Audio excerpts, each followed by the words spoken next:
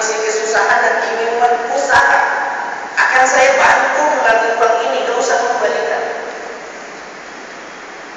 Dan alhamdulillah ada beberapa orang yang sudah bisa bantu dan sekarang sudah jalan. Ternyata kita bisa saling tolong menolong. Itu namanya aplikasi dari sholat berjamaah, bukan ngejar-ngejar pahala. Kita selama ini kalau sholat ngejar-ngejarnya cuma pahala, baca Quran pahala, jangankan membaca, mendengarkan saja dapat pahala. Pikirannya cuma pahala, tapi kita tidak pernah mengkaji apa di balik Al-Quran itu, apa di balik sholat berjamaah itu. Itu yang harusnya dikaji oleh umat Islam, yang istilahnya di dalam agama ambil hikmahnya. Karena apa? Al-Quran itu kata Allah hudan linnas, petunjuk bagi manusia. Tapi kita selama ini tidak mendapatkan petunjuk, cuma ngejar-ngejarnya pahala dan pahala. Jemaah yang dimuliakan Allah Subhanahu wa taala. Padahal Al-Quran itu bukan hanya petunjuk, tapi ma huwa shifaa'un wa rahmah, obat dan rahmat. Makanya umat Islam ke depan harusnya mulai berubah cara memahami dalam kehidupan beragama ini. Jangan hanya pahala dan pahala, surga dan neraka. Jangan pahala dan dosa, surga dan neraka. Tapi apa semua di balik itu? Coba kalau yang mampu, yang tidak mampu datang ke sini, yang mampu membantu, yang tidak mampu, insya Allah tidak ada orang Islam yang susah. Karena apa? Di dalam konsep Islam kita ini bersaudara. Kalau saudara dalam arti kata saudara, kalau saya tidak membantu keluarga saya, adik saya atau kakak saya yang mungkin di bawah saya, mungkin yang marah cuma bapak atau ibu saya.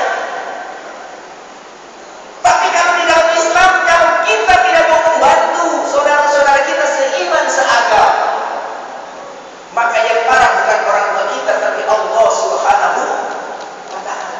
Itu yang kadang-kadang kita tidak pahami. Jadi orang Islam itu mengejar-ngejarnya pahala.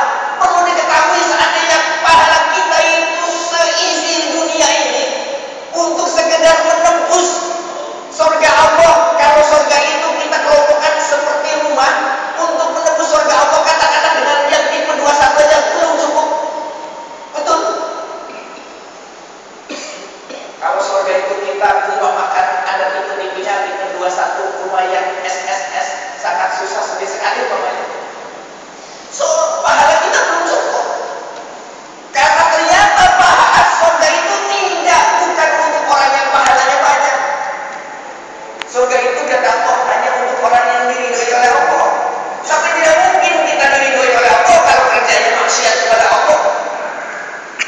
Ada sahabat yazimun kata Allah Subhanahu wa taala di dalam surat Al-An'am ayat 31. Kita tidak menyadari. Jemaah yang dimuliakan Allah Subhanahu wa taala, besok saat kita di yaumul hisab, tidak ada lagi alasan oh saya belum ada yang kasih tahu. Tidak.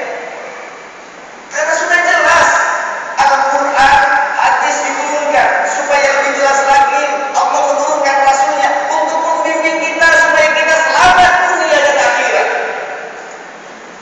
Setelah Rasul tidak ada, ulama yang diperintahkan oleh Allah, karena ulama adalah warasatul anbiya wal mursalin.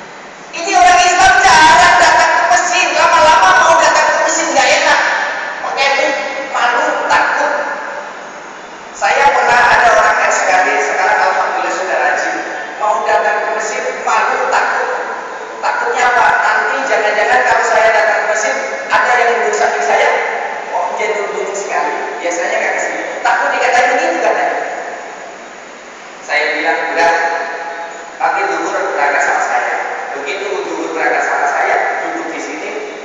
Selesai sholat saya tanyain, tadi ada yang nanyain sampai enggak? Kok tidak ada? Iya, orang tidak akan mungkin nanyain seperti itu. Udah datang saja, besok nggak usah sama saya datang. Dan alhamdulillah sekarang lancar datang. Betul, kalau kita jarang ke sini, mau ke sini males, takut malu. Sama saya juga kalau suruh datang ke kafe bingung, ya, karena nggak pernah ke kafe. Tapi ya kalau orang yang biasa ke kafe ya biasa saja. Kalau saya mau ke kafe bagaimana caranya, maksudnya seperti apa, nanti bingung ya kan. Ditawarin minuman nggak jelas, saya juga tidak tahu minumnya, bingung. Karena kita tidak pernah. Begitu juga orang Islam yang tidak pernah datang ke masjid. Ini saya ulangin cerita ini dari Pak Arif Rahman, Profesor Arif Rahman. Beliau ketua masjid di Rawamangun. Lalu begitu ada tetangga masjid yang meninggal, lapor sama Pak Arif Rahman, Pak, itu keluarga saya minta disolatin di masjid.